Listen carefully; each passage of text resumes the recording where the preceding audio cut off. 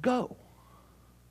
Don't, when you think about your life with this church, don't just think about coming here.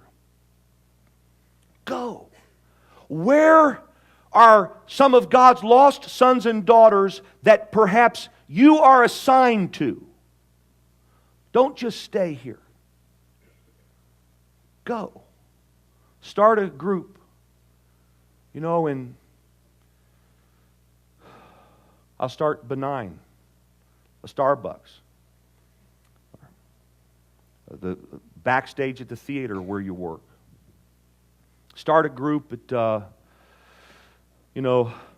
school. I tried this one out last night to laughter because folks thought I was kidding, but here we go. Start a group in the bar. I said that last night, and people started laughing like, ha ha ha. I wasn't kidding. Now, let me offer the qualifiers. Don't start a group in a bar if you're an alcoholic. Don't drink a drop if it offends your conscience. Even Diet Coke. If Diet Coke offends your conscience, don't drink it. That's what the Bible would teach, right? But here, I said that last night, and I had a woman who stopped me out in the lobby, tears in her eyes, a woman I've never met before.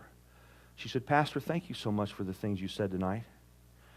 She said, my daughter, she works in the bar right around the corner. I can't remember what it's called.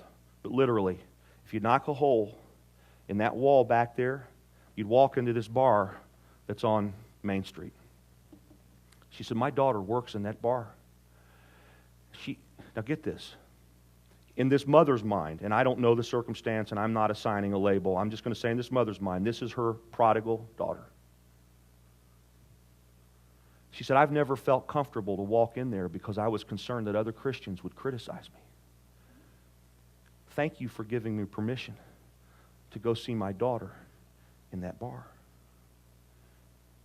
And it reminded me of something very principal. What in the world are all of us doing, always hanging out in a church when the prodigal is right there on the other side of that wall?